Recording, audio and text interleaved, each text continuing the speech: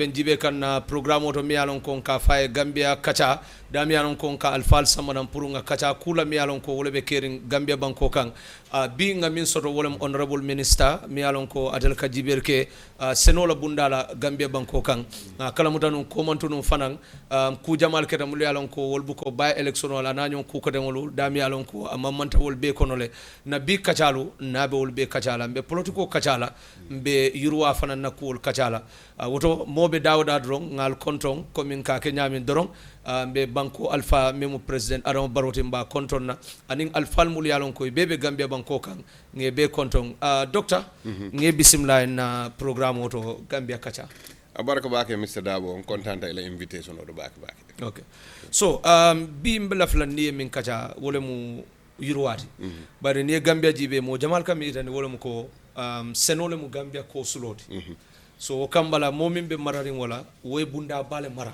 mi ala ko mata bak so lafa komi yafo molye senola bunda mu yurwa kulle nata je kabrin ye tombon keke minister abarka bake Mr. Dabo nga ila morlal be konton ila radio station wala management aning ala proprietor of course nga His Excellency President Adama Barrow konton aning man sakunda mume ila nyini karo bete ada bak wolom ñing sanji sabo sanji nani tambiringol mu yiri wa kulle sotota seno bundado janning His Excellency President Barrow la man sakunda wala ñin sanji nano men tambira janning ñin sanji nano ñing Gambia tonko nano be kono masin kilinti jam men ka mano kay ka fo me combine harvester ñin sanji nano kono lewo to lewo introduce fo bi Gambia musol wala Gambia keol mel ka mani senoke e buka jimi ko la pour ka mano ka ñing sanji dantangol konole yaaje masingol nata milialon ko ikamani tutuoke masin killing ala productivity anin hadama di muwanne kanyanta do ko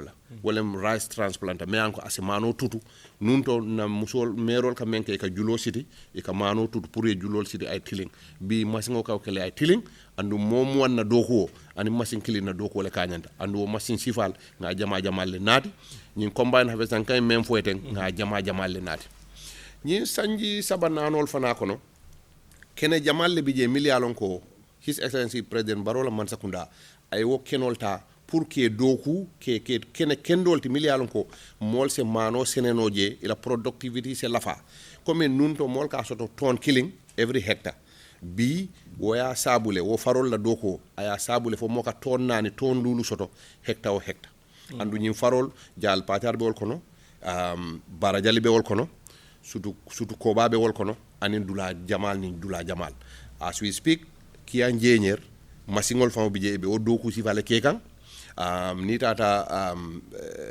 jurunku nyin doku si va nyanta ka datije ate mela anin jurunku specifically anin dula jamal bare o be ko la nyin sanji nano kono comme ila nyin karo mu jiri walle soto nyin sanji sabo ni sanji nano kono senela be Gambia ka bokkaton kata fo koyna President Barrow man sakunda wole mani turodi la for free aman sang amanke juluti ndo aman tarde ndu nying banko mume momo yalon ko imu tubañ senelati ila fita tubaño senela President Barrow la man sakunda na projet ko giraf nto le tubañi turodi la tubaño me yalon ko juwoju wati do aka kala sabale star wala dimfula aka wala soto highly productive tubañol ñinul be mu feneti mi anko ñi sanji sabol kono le ani sanji nano kono le Barrow man sakunda ñi doko ke senelale but apart from that before ñin sanji dantangol kono e ka jele no Gambia Senela ay ta across the border kata engrais o ñini ñing sanji nani sanji lulol kono teng wo nene man soto molle ka bonam bantala banko kan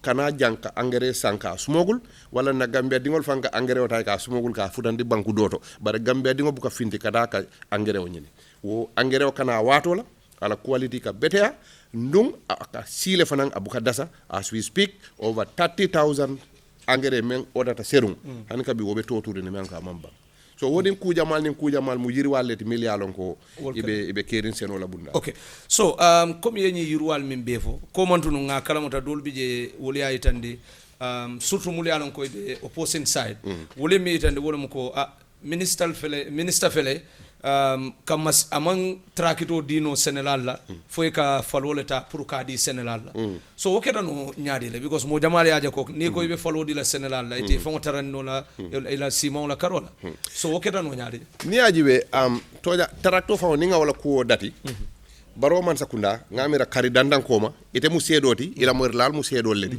tractor taworo ngamel janjandi a janjandi roketa state house le ay men di Gambia Sénégal la meli alon ko nga natile ine scheme Sénégal do mandin jo man sakunda do joye men tutay ka do man jo janni sanjinani wo sifa nene man soto nyim banko kam president baro la man sakunda le o introduce andum Sénégal taworo profit jele the second thing issue of coming ka foko ye follow di mol instead of tractor Gambia 80% of the Sénégal nka fo le smallholder farmers.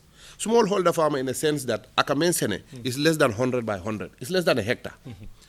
Ni de musenelati ite kamensene is less than a hectare. Ni ndele trakito dila. Ite be won ite te muna fonno law trakito. Because womu trakito la 10 minutes do hole. So in the whole year 300 and something days what trakito betala lori neba. For ba kala Kenya korangol deba or something. But for the purpose of agriculture wo follow ite se wole manage no because of ila size be nyame ila capacity. But nonetheless, nga trakitol siandi banko kanne pour ni me alon ko ila capacity tambida wo 1 hectare lale. Ite si tanole hani man trakito soto e fanwe, but ise service o nying access no. Isi tanole na mix farming central do wala nga trakitol assign mol mildo ye joroke. Hectare o hectare there's a specific amount nga men approve. Ye wo jo ye ne ayela keno be kobiye. Ite se la firoke ye la chemical o sanni nyamo findita ya spray. But ni me alon ko ila dulandingo is very very small.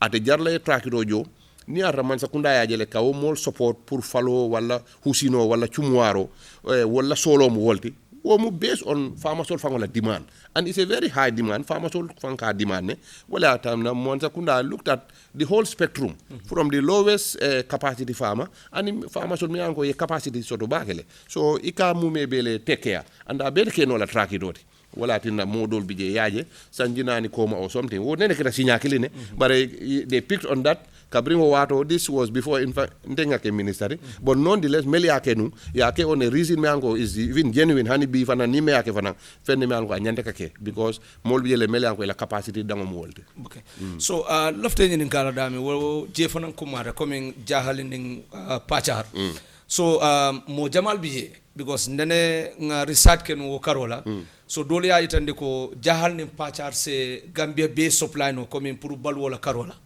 bal nga dol fananje mul yalon ko wol ye contrôler view soto wol yaaje ko wote keno la jahal ni pachar damba te Gambia be supply no la pour ciment wala so ite as a minister mune mu la jeroti ko karola comme ni la fulolu ni enhance bake face Gambia sino la pour Gambia fa ngotarande ciment la karola abarka bake ñi karo ñi bete ata bake bare jahal ni pachar ni e combine is 2400 hectares 2,400 hectares at a 2.4 million people at a balundinola. Walati nantul la doko now our vision is upland. Gambia kona o kona senelabe dawda me yalon ko asawarta mani senola. Whether it's lowland wala mun na farol wala upland na kamanyangol kay mariol support. Because 2,400 hectares maximum productivity hanara hectare o hectare ika 10 tons le soto. If you do the math you are talking about 240 something ton. War is below the capacity Gambia can solata mena. Okay. Today Gambia solata about 300,000 tons of production. Nintoli o produce no as a country. Nga o two coming ka meal ka ke man kesoti. Wala se Gambia balundino. Woto ntelia sutele ko 2,400 hectares of jahali pachar. Nga doku nga ke ay productive nyaonya abe mansakunda la food basket aba support lale. Pare pour Gambia besi fonse support ke in Jurunku, in Sitanunku, in Bondali, in Sutukoba, in Damfakunda. It has to be spread for kuoda janja and wole munna strategy. Okay. So kunung nga nyinin karo kenu mano dala. So bidik tiyo ya fonye mano be Gambia jane sai membe wafikang 1,550 and nuniaji be wotamo ako American rice won ka wafi wala sai so woya itande ko mano be ji kam bakele so mune wono fo aliye molle bula comme private fenkolu pour ka manol dundina wala na own production min ka kejang wole wo support pour ka je wole soton aku fulol be leketa killing na production has wrapped up Gambia ka mano men sene ni ajube in the last 3 years ala fatale bake dulal be kene Gambia sa mi anko en mano kale twice in the year so wo dulal be mi anko wol bu kam boto mano sang anymore nde bota sato men to bondale mol be jele bi mi ko la seru mano han kabi o be bulle ni tata a place like I always use Jurunko as an example because kata wala faroto bake and Damfa Kunda o Limbambulu dulal be jele senelal miliyan ko sutuko ba ila seru manol be bulle so ni nyin sifa siata sate odo aka manola demand nyin fango aka wala tala and yalo supply and demand basic economics ni supply demand nyin man wara bake I mean afa dasiji so wo be kol kono le fula nyawo there was a time man sakunda e GGC sembentuya ka foko okay na private julol wala ka mano nati andon tonya private julol mo kende ballo bare fanan profit driven le ila focus mo how to make profit bare GGC is a government agency tonya profit be nyine la jele but profit is just for operational reason bare tolte profit nyine la against the Gambian dingola tarot so wala dungo in the market ye mano order nang in thousands of tons woe price o jindi so private sector they have to follow for it's all normal because ni wonde ila mano be tule bulu jele abita ello le sotola so for that reason mani seno la fata GGC fana la dungo in the market kamano order nang man sakunda ya support through the central bank wo ya sabule fo mano fango dajita kabo 2200 kana for 1550 b kabo banyon ifin base ise mano sotono mi alon ko 1600 or 1650 yeah so dol bije wol ko coming be fenkol kono election ya wala na manol dajita banne election o tambita rek ibaje la ko manol dabe sella so is this a campaign strategy wala political strategy lo isa fo no mole fo nyine mu ila direction o de kaje ko wala government na direction o de pour balwo sonia ni ajibe mel ka fo ko wo mu election strategy leti e be fannenel because man sabuna man ramano wafika 90% of people mel ka mano order wol mu julol leti wol mu businessman o leti wol they are very little to do with election or no election, all move businessman or let ibe mano nati la they'll be looking for profit and they'll be doing business in the Gambia. So ndella support nying GGC la dunga in the market. It's over 3 years now. Mang that 2026 or 2025. That's been there since 2023, 2024. So wo meta only. So it's a process and also mani seno la lafa. It's a gradual process. Being here in the last 3 years, powerful people have gotten into this. Ika Hamidou Jamoyle, ala Faro Membe Bayaba, you know, he has over nearly 2,000 hectares at his disposal, but right now I'm at 200 hectares I will engage. And donin do jama balfang. So if production goes up, and then government support Beje for the last 3 years, it will have an impact at some point. So what impact what on Futata Waldo, people are associating it with election. But whether election or not, His Excellency President Barrow, anala mansakunda, Gambia dingola daha, ulama ala priority. So it will lek haje wo nyama, but it will be inhumane. Atikela hadama ya fangote. Election o etambi, mano da esele, mansakunda dumbuka mano wafi. Mansakunda hardly important. So honestly, I think election man nyosot fenna. This is just mansakunda la strategy lom pour ka Gambia dingol la balunya so ne andi. Okay. So lafte nyin kala dami wala mu Madina Lankante malon fo jelo ne Madina Lankante.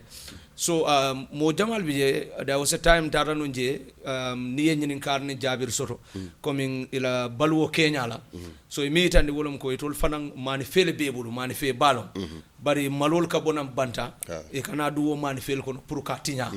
So inata luwa fanan bonde ka itani ko mo manya na malo fala so wayata na malo itol ka balu dame ke la balu soto dame malo ka jeti nya bar sai buka access no okay so jamal kam itani wolom nyinti ko ning atare fenko soto comme fenso soto je min se ni malo kaleno wo batine itol fanan na balu wonin ita lo la nyin tuba manol kan so malon fo e boto kalamale wala niya kalamuta albe mum ferele ke kan pour ka wo musol fanan mako e wodla it's good ya ko nying bring up right now fenne me alko anama na futa na tabuloto but of course ngalo ne ko malol la issue o mun wo futatan male but specifically yenyi sate o memfo wo kibaro man futama but as a ministry in fact one of our project na reward project o nying it has a component comme ni malol e tinyaro ke molie is an African Development Bank funded project which is ECOWAS wide and kalamutaro kele ko malol fanan kanyim batandiro kele so there's a component where we do support malol la issue one in terms of either compensating them on the damage or two hana manke fenso de bare fengo bi jelen ka men sin Balingoñing fo. wulumba mulungoñi akatina le malo buka dunno wo wulumba kono ay na sele because selo ka batandil ni tata bara jali wo sifa bi jele because nene tata tola and that was their complaint and they did work on that so it will be important pour ñing sato ñi kam Madina Lankante is a go through our regional office. Because agriculture has regional offices everywhere wala na commandant office holdo ñing kibaro se futantolma so that we can support them because that's our mandate so wolen to nyaade say mbela flanga na dum politiko fana na karola because niaji be banko titano la nim politiko tije so bari politiko wole ka banko samba andum diamo be siare mbela flan niya follow dami wolum by election okay mi alo diamo siara right fola mo nga president mo ya ko by election be tening almami jibal temano yes because kumul la siano so but I meet and wolum ko yeddo ko kije bakel ani ni mulbe yalon ko al bebe nunje so ale mu strategy leta because nga jenung by election do min ketanung kiyang masembe NPP boyta wotol andon siramo mi yalon ko atoli wota jemu notu alliance la siramolti right so ale mu political strategy leta pour kaje ko siramo nyinta ko mo jamal ma miranun ko be kelan asikeno el malon fo ben strategy disclose la bare a mbedo man fola okay. bare killing ganyo ñing nga credit ko ta nga di his excellency president Adama Barrow ay do ko menke banko kan we do ko sone andi every genuine politician yele me alon ko president Barrow la agenda ibe wole wafila a wafo sone atale because ni ajibe sate wol nga election ke dame foni bondal specifically before president Barrow la man sakunda sate fula dorone kurango sot president Barrow la ñin sanji kononto kono sate tangning woro wole kurango sot before president Barrow la man sakunda foni bondal we are just next to Kanilai 90% le ka fay nu man sakunda membe nu ja foni bondali dingo men ne keta highest person in government and then man futa permanent secretary so for them to see la citizen ila dingo cabinet position where decisions are made that's something so anu fanang president Barrow e Cairo men sabatindi against all odds looking at mbota mafango menna animbe dula mento bi ay Cairo sabatindi no nyame nyim banko kan siol be nyo kanu siol be tenkunti nyo kan sonko manke kele manke woning doko min ay menke nyim banko kan hana manke kurango la koti l'hôpital specifically wo foni bondali wodo fankono ndella project do bije roots project the entire world last year 2024 into 2025 wara momé mira by election la biko wara kansulo nyi mang sa saka e bank ndolle wala farol be kobi agriculture ndelle turo dila ndolle chemical o dila so doko menke da man sakunda doko menke Barrow na la man sakunda wala sone andi fo yelema ngo keta mol hakilo to kaaje ko tonya tol benu dame noto alliance kam filini menna ma jiba kam mol filini menna wo mang soto Dr. Sabally anin timo men botana NPP ika men fo molie fende me an kon tol fa nyaayajele ba ka kuran ko men fo tol fa nyaayajele yiri wa men keta schoolol to in the area schoolol men lo Holland Foundation im Barrow man sakunda schoolol men lo il fa mo lewol jele ila farol nga mel ko bi nga engrais di la nga turol di la il fa mo lewol jele turol manol be la buntungol kono woni ñim kuma do kuma ñonene kumo ka fako mbe e ko mok bondi la foñile wala mbe aja me murundi la nanne nothing else to offer the people kela lifestyle change people have rejected that mole wala reject wala tina adoko sonata but apart from that in the detail there were very clear strategies mole mel apply ka jeko look foñi 3 polling stations le biye wo polling station sabol kabrintol futata we did electorate mapping mon mil ka carte o fay ibe mintole we printed out we knew where they are mel be sate o kono ibe sabatrinje ngawol lonne menul banta ngawol exle menul be combo we put care against it menul be mi yan ko itata bolon kono we also identified them and we had to go after those people we have to speak to each electorate momo bije momo yanko ite mu registered votality ndol tate la cordato le ite borta corda mento momin bije wo yeta la nombalone nga momo la nomba sotole and wo mol kono ntele mo anina timo dusano and everybody anina sefo we reach out to everybody ni mentinano nga moto ki yenge nati ni me alon ko sa kulom will support you pour yena Ni me alon komin ko lañini dole bije, we work with you ka o lañino ñing pour ka ameliorate to make sure you come to Bondali and you vote for President Barola candidate. Warning so many other strategies, but we were determined pour ka ayitandi mo la ko Noto Alliance. Ibe filindi kanne, they have no thing to offer on the table. Men say to la life will change, and we are jele Baro man sakunda anala minister. Ibe men doku kame anko abela life change kanne. So it all filindi no la kote. So dole bije wolko Dr. Demba Sabally e kodole di komi ngay kodole di nyim molla pour kaje ko ase sawno nyami na NPP ka carte fay. So dole fon ko yebbo holole singi je pour kaje ko ka wala hard ni win. Fol mu to nyalla. No, in fact, I challenge everybody, anybody, from a member 100%. If anybody has a single evidence of me giving somebody money, for the cartel for NPP, present it to the Inspector General of Police, present it to the IEC. A single evidence. And I challenge everybody, menka ofwe. This is their opportunity now. Ni mengo nga boholo lesik. Let them go to that village, Boholo Sinta Dame. And they have 3 people to testify that Boholo Sinta during this election cycle. Ni Boholo Sinta months ago, of course, Nasate or Bondal, they bohol full single. But that was since 2024, 2025. There was no election. These are our people, they need water. If it's solar in Giola, water le they go and pay pour pomponye yele. And if I have the capacity pour support boholo siye, what is wrong with that? And this was even before a year or more before election. There's nothing wrong with that. But during the election cycle, I am challenging any of them to bring a thread of evidence to you, to any media house, to anybody, IEC, anybody, and say this is clear evidence. Ko, doctor, during the by-election, I nangam le bonde adi kari lela, wala nyimbo le sinsare kari. It's just false. It's just allegation. So, but election on Doctor Niajibe, Almame Jibai, Batandi Bakel. Because what you want in Kala audio moile, audio be findila, Almame Fanamba Bondila. So, Akamuta ko coming, ateketele ma bake, Katambi candidate on your phone, NPP and Milondi. So in our relationship, Abenyadile, because I'll be able to phone you. For Ali Nyolon Nebang, alla childhood, wala alnene problem also to liberal BJ, wala kule baltema me and conference. Well, I want to clear one thing. Nobody will be here, member for like audio killing my Dr. Sabally member. Ntebuka audio. So moment audio my member than there. Ntela diamond mume is at a political platform. Nimbo the political platform I'm done. Mo neneta fole ko nying audio fele Dr. Le Abondi. In fact, mo fananka o claim they can prove send any audio because ntebuka audio bondi. 2, Almame is not from Fonyi Bondali. Almame is from Kansala. So me at Sabu Bondali is a sign of desperation of the Noto Alliance. 3, actually allow diam kuntangol be hani kilinti jente me ilamoy. Because me I am focused. So I did not want to be distracted on Almame Nyinefo. They were personal attacks. And they were all false. So ninte kombe time le wesla trying to defend myself as a person. I'm not the candidate. I'm not in the box. Karte obe file me. Well important. So for me it was a strategy to distract them. They would have attacked and discredit my candidate. So it is a strategy for me to get them to focus on me and insult me and fight with me and let my candidate stand clear and people will have credibility with the candidate. They will not hear only Nendirol Kuma Kuntangol if they were directed towards my candidate as a Kartefaila Dol Hakilo Wisiwasa.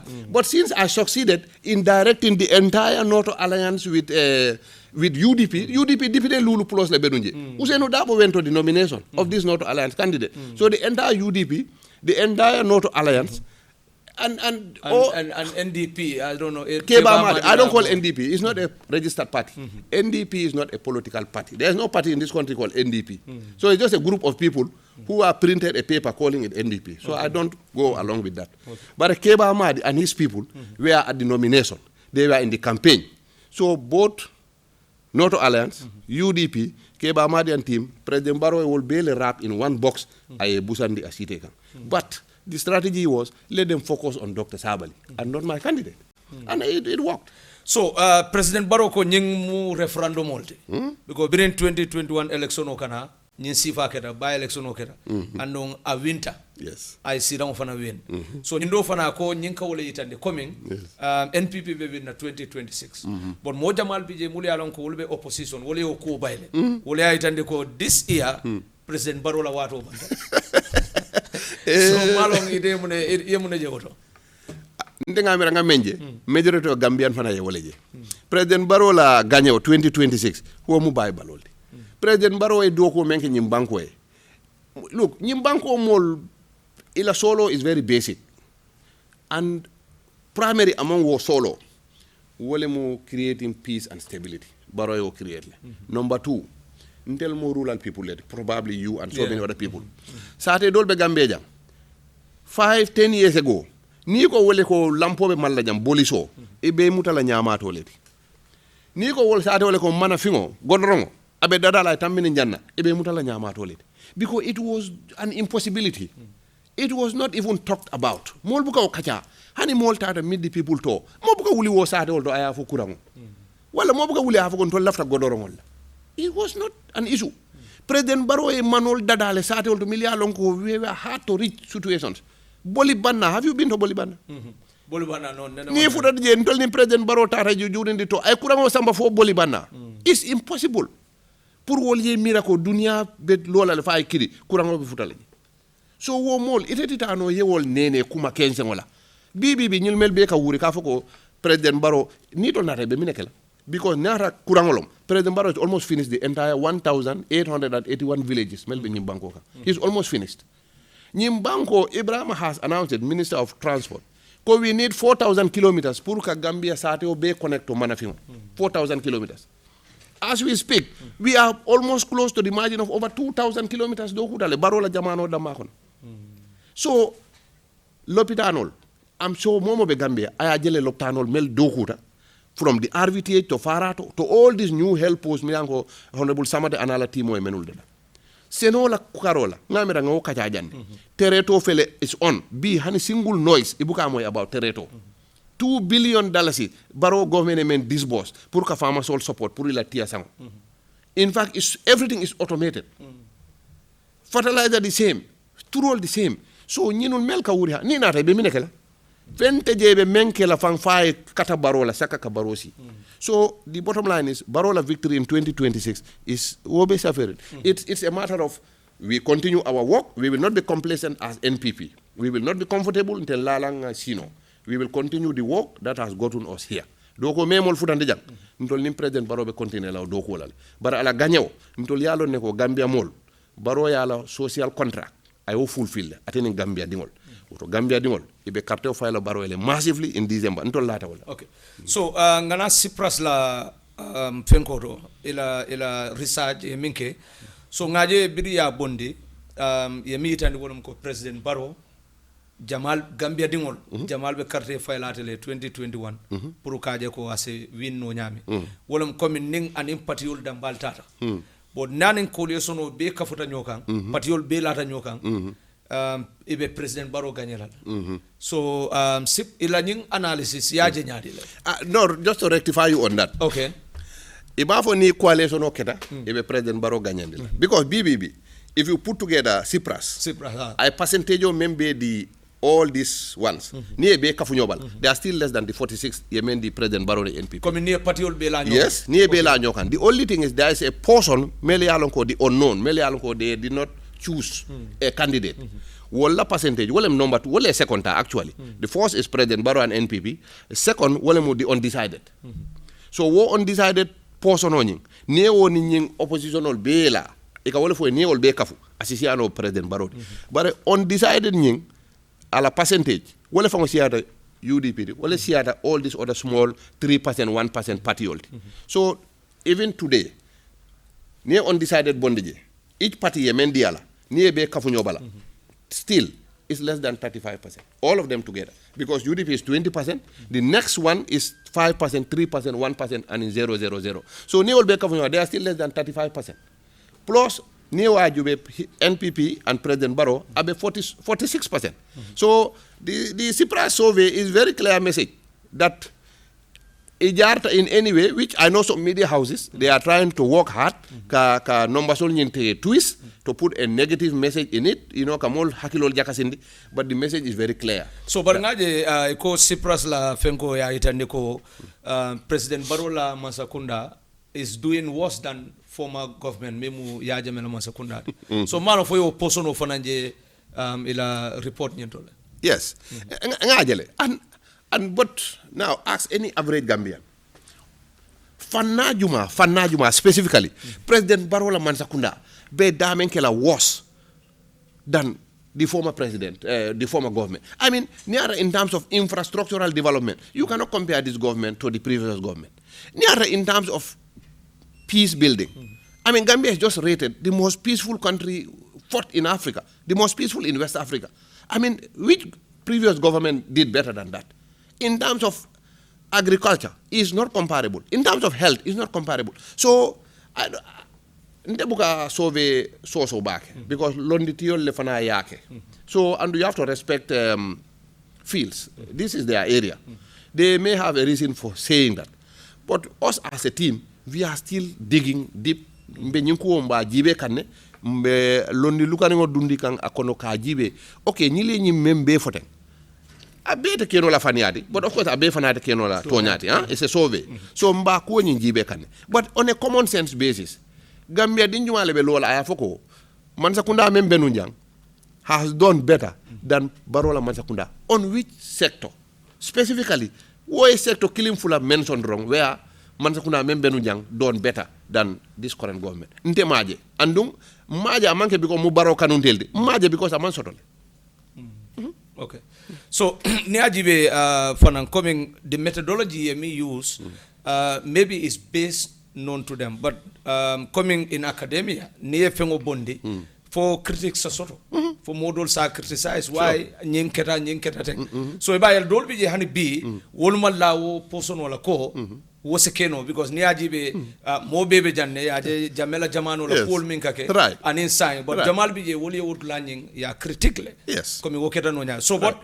Komi ya fo nyami momo ni la area long so itoli ya nyaming ya itandi wala nyama ani ni mol mi fanang diamuta so but sa imbi na la dami je fanang ko mata bake because Jamal kami itandi government mimbe batandi la election o min kana wole mu jenkoni tapale ya min siata Mansakunda kono. That's true. So mo Jamal ya itandi ko oppositional Jamal be wole use la pour kaje ko kam Mansakunda nyi pin down pour ka electorate soul ke hakilo falling pour president Barrow se bono so yamira wota la campaign woni batande hani domandi ate nol batande yalong inyande ka ben jube kabrim president Barrow cross ta bara for the last village ndol setanam fo banjun mitinoto not a single Gambian man lo on a platform ay corruption ko not a single Gambian.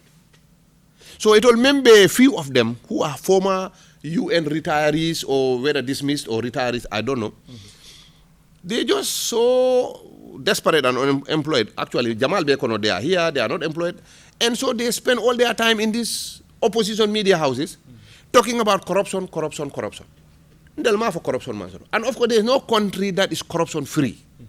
But main important is, what step has the government taken pour que corruption fa? Wala ka corruption kele. I think wala nyanda ka ke molla focused. Not ka focus corruption make. There is corruption everywhere. But in this country, corruption is at the minimum because near I have started to a level where it is impacting our citizens. Ika lonya men platform auto. Ika cost of living for je. Manoda. Mansakunda lota je. Ika joran kuol fo nyam pour seno. Ika loptano la kuo kumonya. Nara afutata a level where I affect wonyama. Ibe lola platform auto. Hanata be kila killing wala fula. I'm challenging all those people who are making that noise to go around and look at the videos of Meet the People talk from Bara to Banjul. Let them extract one speaker. May a corruption coup. The message is that is not their issue. Their issue is livelihood. And now come back to these few people who are talking about corruption. But Mansakunda, compared to the governments that were here, instituted the Anti-Corruption Commission. Mansakunda même pare ka corruption o kele. What a commission or Londila, an independent commission of 3 respected lawyers who are the commissioners. These people were approved by the National Assembly. Now, the Anti-Corruption Commission is supposed to do this. The Human Rights Commission is in this country. Not only for human rights, corruption is a violation of your right. Nia jibe Mansakunda Human Rights Commission bija. Mansakunda Anti-Corruption kije. Wobe kola. How many people have been prosecuted from level of permanent secretary to other levels in the Barrow government? Miango ye prosecute for corruption. And it's known to everybody. So Barrow Mansakunda has openly done efforts ka corruption kele nyimbanko ka. steps that are tangible, steps that are recognized by Antony Melka Mitinoke, World Bank, African Development Bank. Those people recognize the efforts. And if you go to the international ranking on corruption, Gambia is not the most corrupt in this area. We are better than most countries in West Africa. And those figures and that data is out there for these ingenious people, they are just fake, that they will not go and dig out those numbers and come and inform the population. But they will go and just blanketly say corruption, corruption, but they will not specifically mention one thing. They'll just say audit report. Because I call it code back. Audit report. Audit report, people have been prosecuted. Audit reports must be signed off by the Minister of Finance for it to be made public. In a corrupt government, probably it would have been under the wrap. It would have been under the table. Why is the minister signing it off and making it to be published openly so that every Gambian has the right and access to see what the report says? So, Niajibe people, just a few people who are just bending Kanyin Tantan killing Okwasi over and over and over about corruption, corruption, corruption. They are not presenting anything tangible. And the contrary is, Barrow Mansakunda is fighting tooth and nail day and night to dampen corruption wherever it occurs. And the whole, I think Minister of Finance, Sidiketa Anene, they mentioned all the people who have been prosecuted at a press conference at the OIC, together with the Minister of Justice and the Minister of Information at a press conference. They've listed out nearly 30, 40 something people who have been prosecuted, on irregularities or passive corruption. Anti-Corruption Commission is here. The Human Rights Commission is here.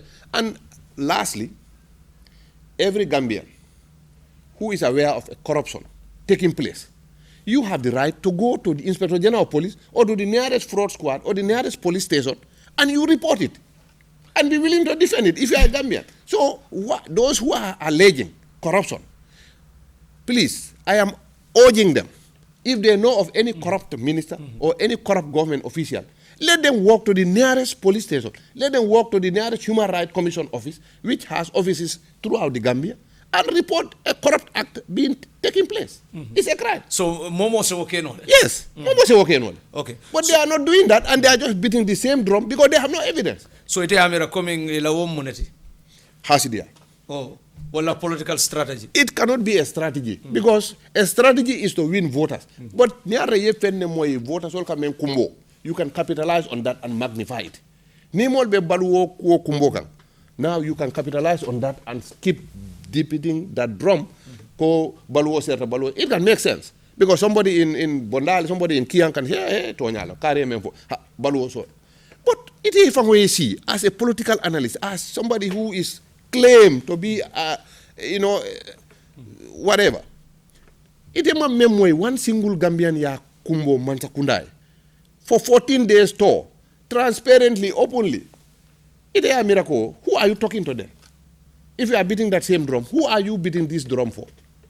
Because it's that so-called elite, a few elites that are just listening to you. That program, 24 hours will spend on radio station or mentor 90% of our population don't listen to that program early morning. Well, Bela Marse or Leto, Anila Kunkolto, Anila Farolto. Well, they are not paying attention to that noise. So they are just talking to themselves. And a few likes them. Few people who are like them. Ibe diam kan wole. But the majority of the population, President Barrow went on tour with us. We jotted down every single complaint. Gambia dingo, Gambia, a single thing meant for. A complaint. Ntole was safetale. Not a single person. And I'm challenging them to produce a video where a single Gambian went on any platform and talked to the president or anybody about corruption in this country. Oh, yes. So, ilata nina ko corruption obe talakan back Gambia? Of course. Not only about talakan, it's tangible that government, wherever it is aware, it's taking steps and is placing institutions that will be independent of government. Because the government is alleged corruption. Government is now putting up institutions, independent institutions, that will now even watch the government. The Anti-Corruption Commission is an independent commission, not answerable to anybody. That should fight corruption. Even any government official, the Anti-Corruption Commission has a high court power. It can subpoena you. It can invite you. So, if that institution is put in place by the government, that alone should be a message that this government is serious about fighting corruption. The Human Rights Commission has been around for a while. Okay. they need to even report a corruption act to the Human Rights Commission.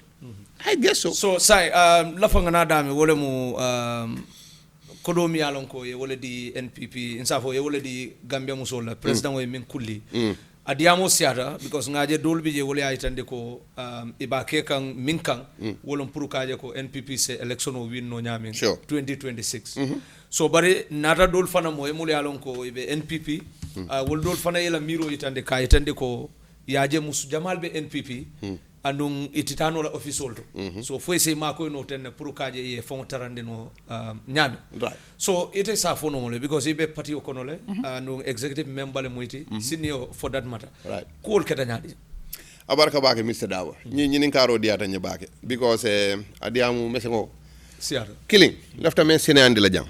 Wolem ko 100% man sakunda la dalasi tala fango dalasi warta bake. Tala man sakunda la tala ate wokodo ko.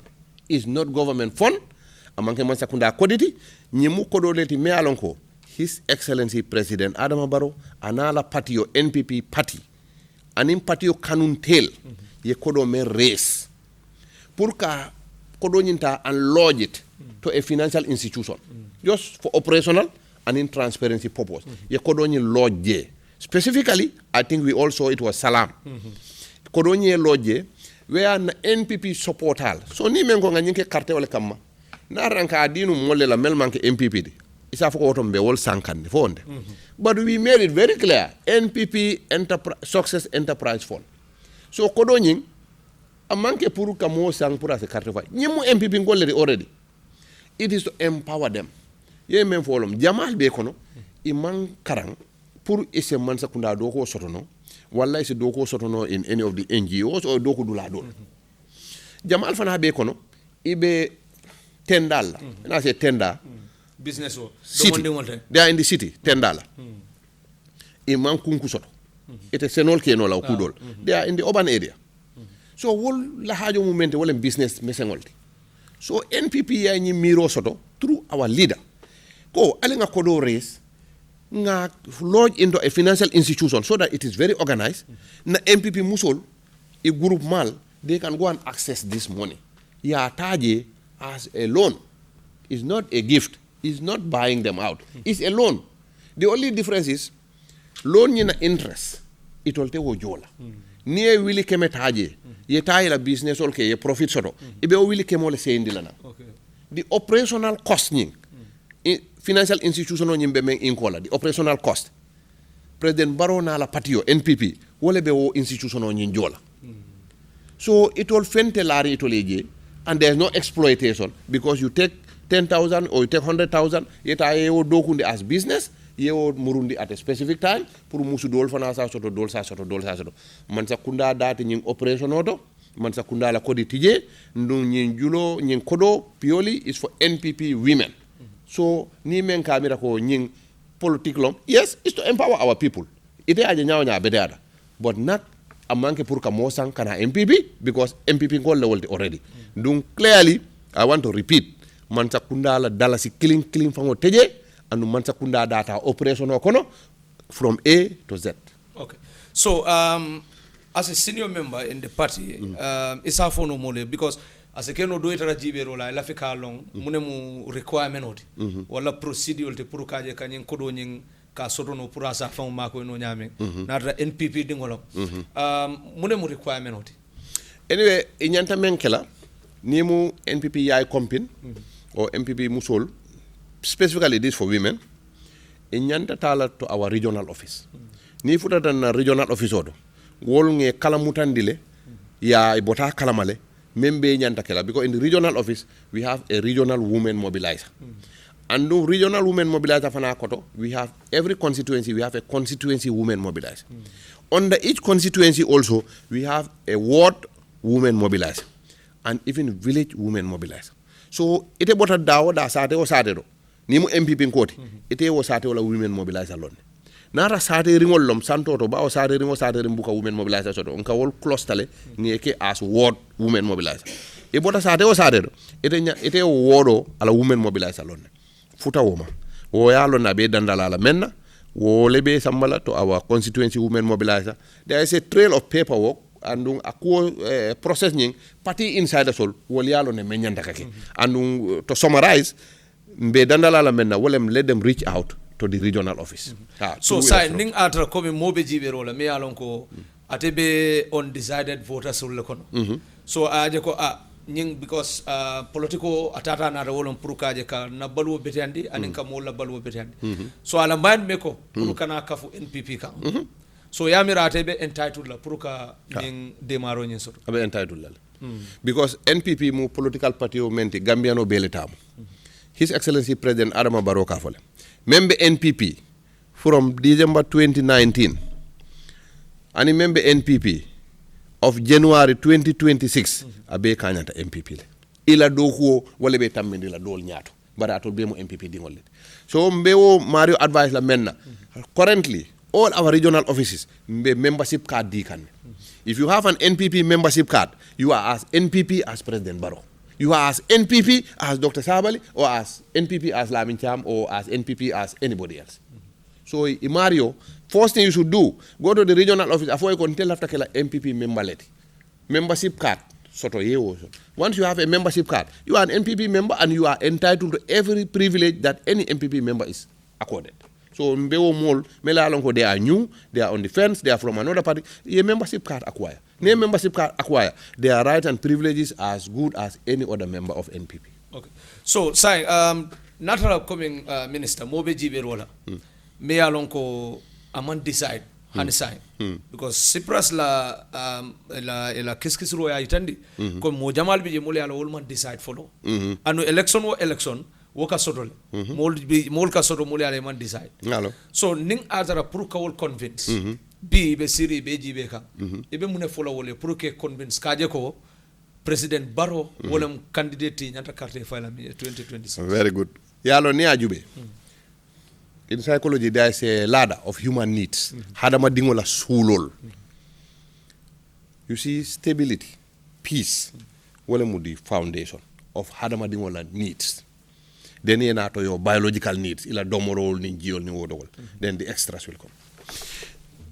Bi ni ajibe.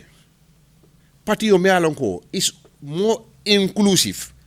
Gambia dingo be ka fanje party yo mento.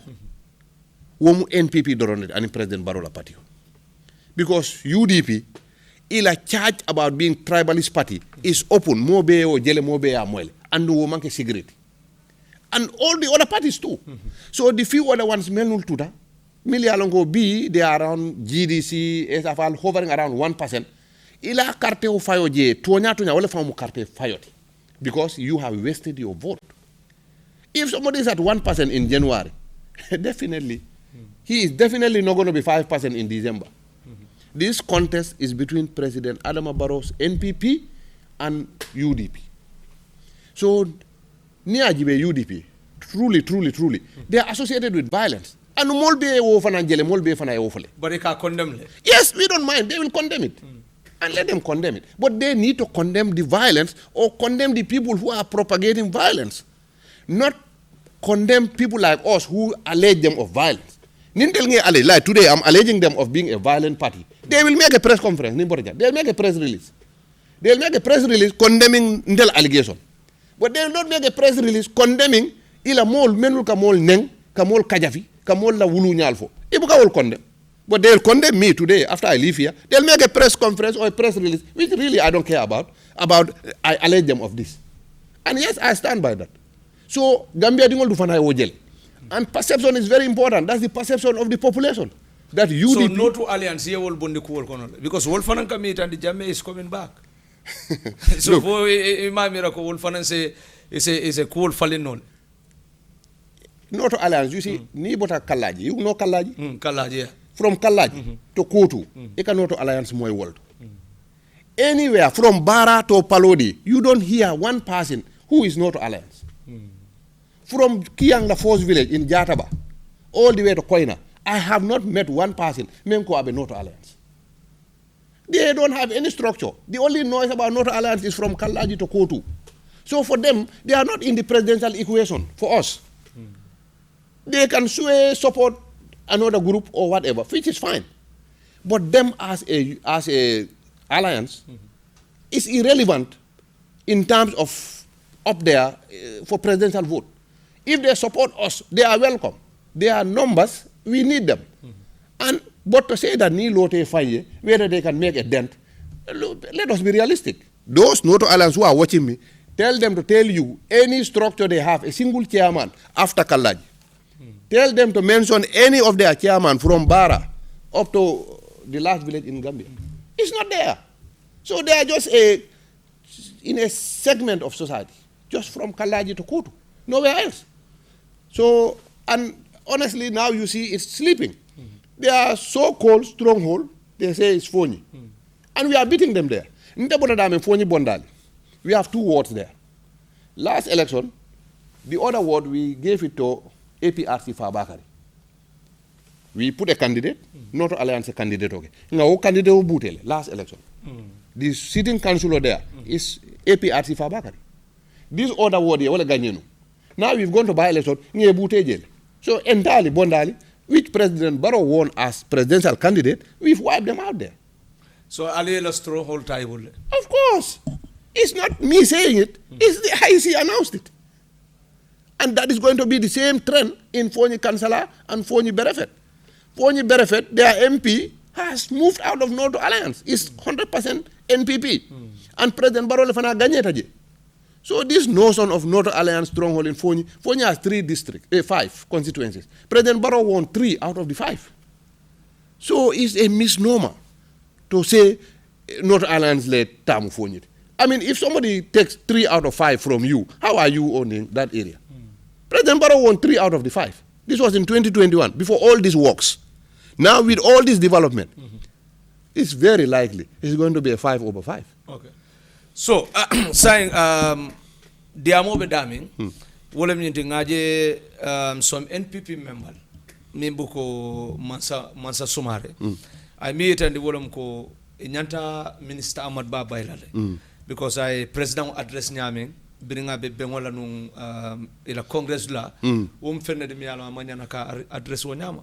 So at meet and the wolem ko inyanta Minister nyim Bailale. So mune muitela coming zero to Karola as a senior member in the party, an executive member for that matter. So ite yemune fasar Minister Bala okuma kamoto. I'm fasar ye wolom, Honorable Ahmad Ba momo yalo. Ayalon ne mole me alon ko wati he speaks his mind. Memba ko aka fole. Andu yalon wo fana mu fenne me anko sometimes a bete atale. Pour mo membe kono yafo ni afo is a corrective measure. Niafo, as a tinanole, people who are driving the relationship, they can adjust their gear or they can reboot, they can refresh. So, adela okumo, mafoko nga endorse le o nga baile, technically. But mbeme mfala wolem ko mole mi anko he speaks his mind, and I think sometimes speaking your mind, it helps in building relationship. Nonetheless, manchala positioning, I think is a little aggressive. Namoken de balo mansati, NPP kanuntolom, President Barrow kanuntolom, and President Barrow for kafnyolom for a long time, and I do kokele. But to go to the level of kafoko nga karibai, one that is a presidential authority. Même que la ministre be or member by Sama, or is entirely and exclusively the executive authority of President Adama Barrow and himself alone, not an NPP authority or manke partila authority. President Barrow banko mo le carte of President Barrow le. Wo damale authority soto kam president kam minister bay wala kam minister tuje.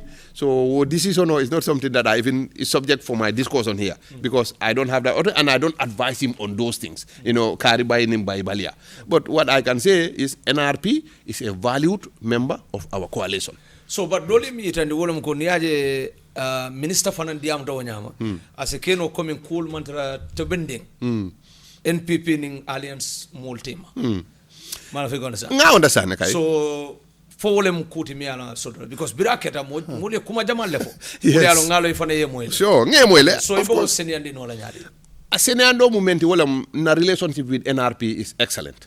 Just like our relationship with APRC, Citizen Alliance, and so many other people mele alo ko ben alliance okono my Fati and some other ones. Ndebe for nola and I apologize to them ni ma men party mention is not personal. The relationship is excellent. It's cordial. But, at our level, doesn't necessarily mean that it's translated all the way to the grassroots, to the village person. So, ni village chairman or member example of a village, I don't want to mention a village, but let's say an example of one village, NPP chairman or member, not any NRP chairman or bukanyo moy kudola, wala ni sitting alliance chairman or bukanyo moy kudola. That doesn't necessarily mean that NRP and NPP problem lebije nyomoy bali alebije. Not really. But of course, beng, like every relationship, honey football, it has its downs and its ups. So honestly, to summarize, NRP and NPP, na leadership is in excellent shape. And also, the militants, our relationship is in good shape. And Horma Bale Fanan Bentol Tema, we value their contribution to the alliance, and we value their contribution in the last presidential election that got His Excellency President Barrow re-elected to office. So, sai fele aiten na komi watu mimbija vansia bantale. La fenye nkalamina wolam ila ministry bunda back to agriculture, because agriculture mfenel miala kumata back. Munemu ila hame quote because minister for a target soto after Gambia la seno bunda futanda dame.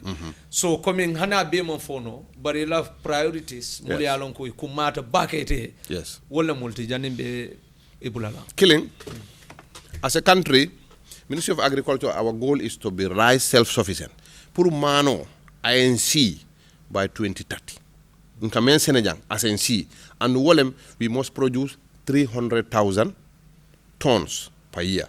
Currently, 2024 records be around 57 to 60,000 tons. So we need to adjust fast to meet 300,000 by 2030. That is Fenem Lafitamen.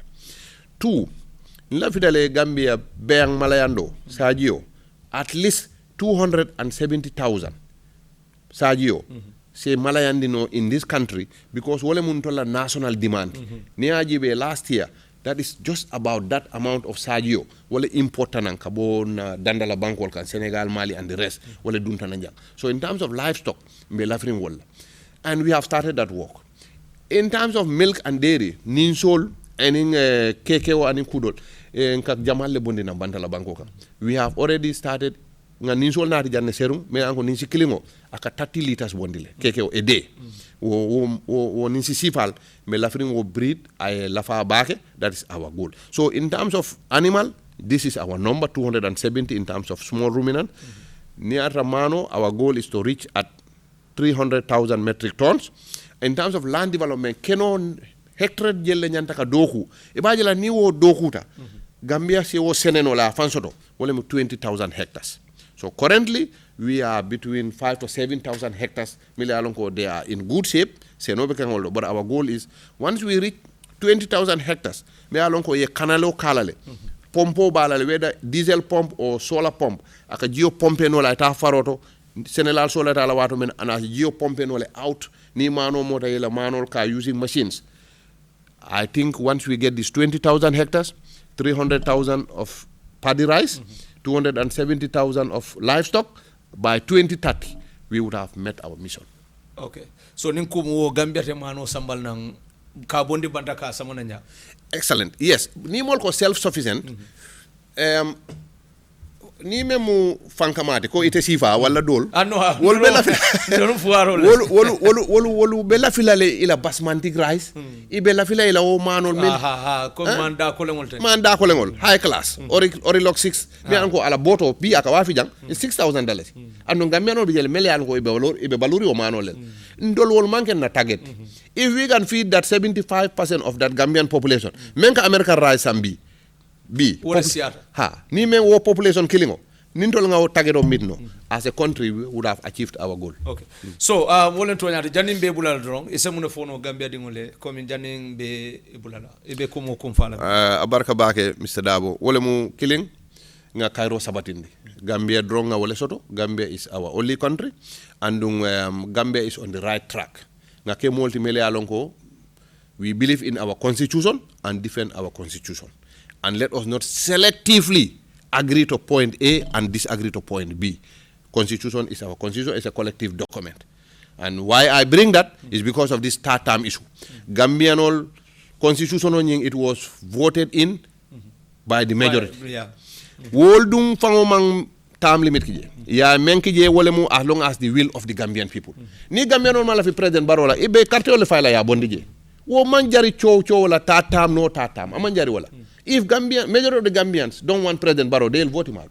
So the fact that they want him, they'll vote him back in. Few people cannot go and make noise and cause trouble over no to tatam. So let us be peaceful. Let us believe in our court system. Let us solve our problem judiciously and legally. Violence cannot solve anything. And finally, Gambian of voting age. You go and register when IEC starts. You go and vote for His Excellency President Adama Barrow come December. Pour Cairo membe jang ay continue. Yiriwa men datita ay continue. Ay dokol men dati wole continue. Wole to yade mbadi ngolu coming ali amo nyame wole kera minister de mbe mararing na seno bundala bi ngatele soto jang wo kambala bisita nyawnya wole ma bulo mutata nyawnya ay wato ta pour kana ka diamu nyajang wo kambala mba tentula ka jay ay wato minta pour ka je ko kana ka funna programme nyin to jang coming ali amo nyame ala baraka bake foni murunda nan jang ko tanke wassalam.